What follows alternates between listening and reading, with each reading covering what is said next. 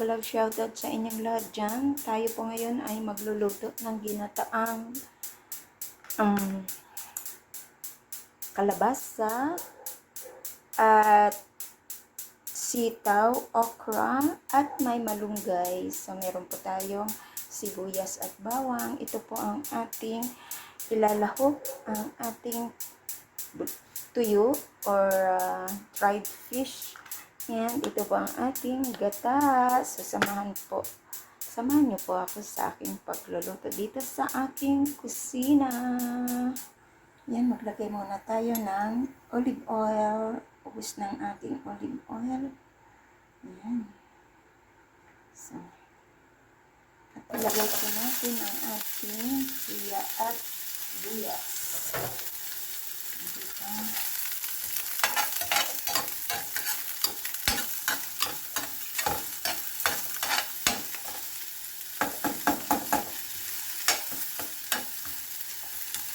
Dito na siya, pinitpit ko lang to. Okay na yan, ready na yan. Hindi na natin kailangan yan. So, ilagay ko na yung ating kalabasa. Marami kasi akong kalabasa, kaya kailangan ko na itong gulayin para hindi ito mabulok.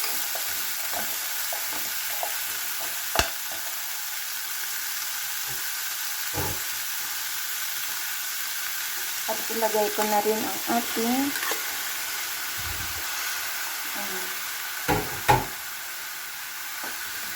okra at kaunting sitaw. Ang sitaw ngayon napakamahal. So itong ating maanghang pala siya, hindi ko na siya gugupitin. So ayan.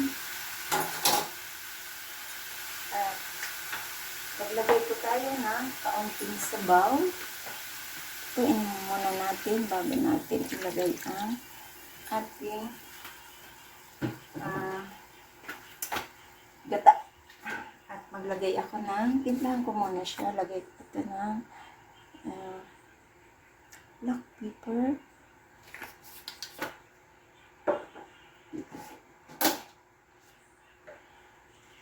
Little bit of salt.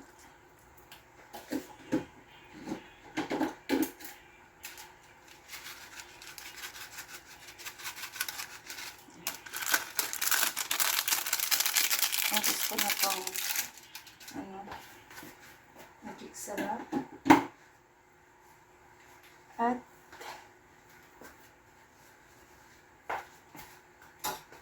ilagay ko na ang ating at takpan po muna natin. Ayan.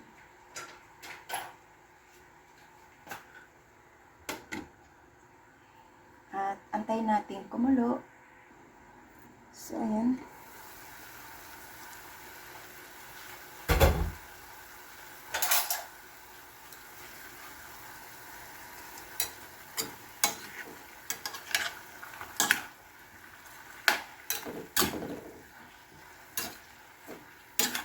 Dito, ready na natin ilagay ang ating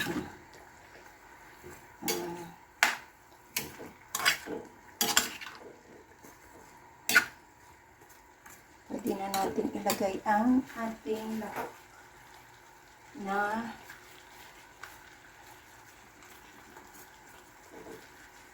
yan lang. Tsaka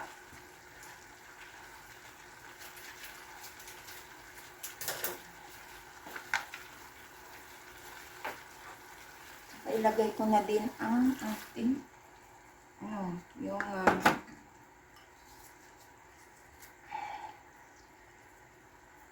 lunggay.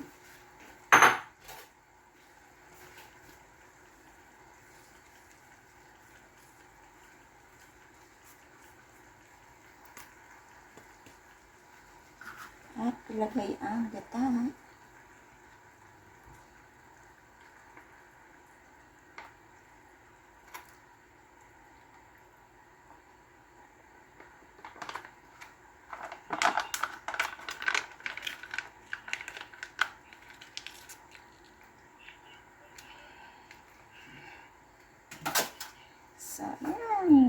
Ang ating ginataan.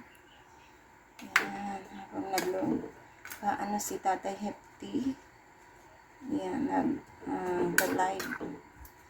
Ako'y busy-busy na lang talaga sa mga takbuhan ng premiere. Pag MWF ay hindi pwede. Marami kasing premiere. So, check natin to.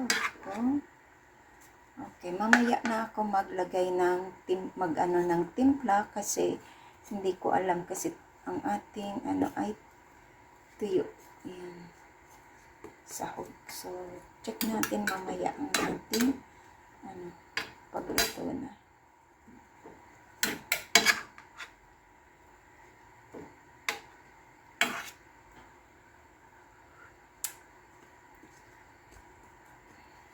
Siguro dagdagan ko lang siya ng kaunting patis. Diba? Center natin ang ating camera.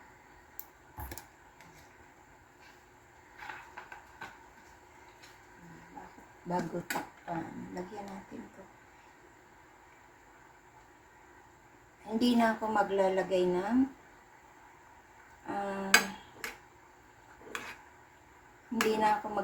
ng nor cubes. Okay na siya.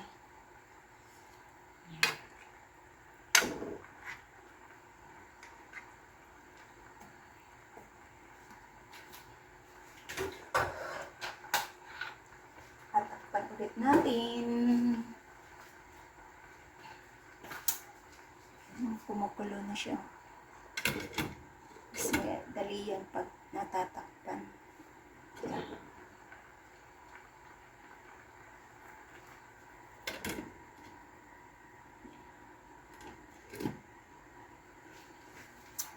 So, ayan, antayin natin kumulo.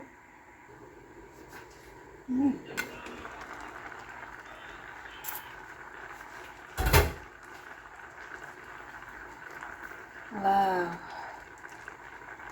Tama lang talaga, oh. Ayan, luto na.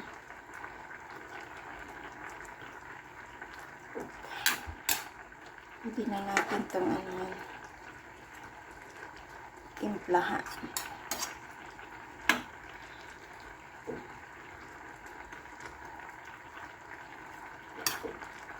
Ginatang kalabasa.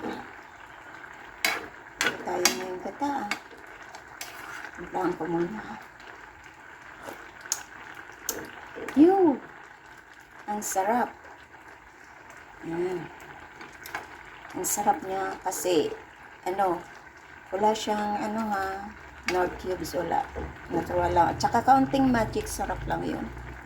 Pero pag tuyo talagang ilalagay sa ginataan, sarap talaga. Sayang. Nag-iba siya ng kasi nalobat yung aking sipi. Kaya nag-iba ng side. Ayan. So, luto na po to. Luto-lutuin lang natin yung sitaw kasi parang hindi pa gaanong luto ang sitaw. Yan. Yan na siya, oh. Oh! Ang ating gata. Yan.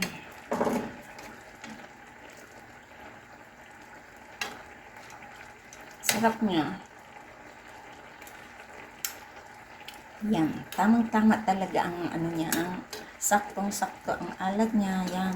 Lasa. Yan. At luto-lutuin na lang natin tong sitaw.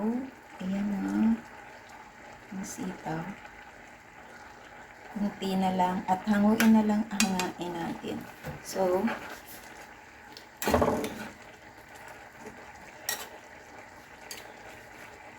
takpan lang natin.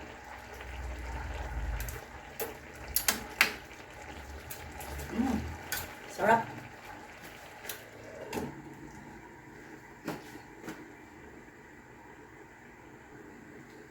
So, ayan. Ito na ang ating ginataang kalabasa with okra and sitaw. Ayan. Ayan. So, ilagay ko na po siya sa ating serving bowl. So, ayan na ang ating dinataang kalabasa. At ang sahog natin ay tuyo na tortillas. Ayan. At merong sahog na kasama ng sitaw at okra with malunggay. Ayan. Kain na po tayo. Ayan. Dami nating kalabasa. Kaya, thank you so much po sa pagsama niyo sa aking premiere for tonight. This is Lori's Kitchen. Salamat sa inyong support. At mega love shout out sa lahat ng nasa chat box for tonight. At sa hindi pa po nakasubscribe ng aking channel, please do subscribe and hit the bell button para lagi tayong updated sa aking parating na lulutuin dito sa aking kusina. Ayan. Mura na, healthy pa. Ayan. At pasok sa budget. Ayan. Masustansya pa. Ayan, this is Lori's Kitchen. Thank you and kain na po tayo. Bye! Abangan ang sunod kong mga lulutuin sa aking kusina. Bye!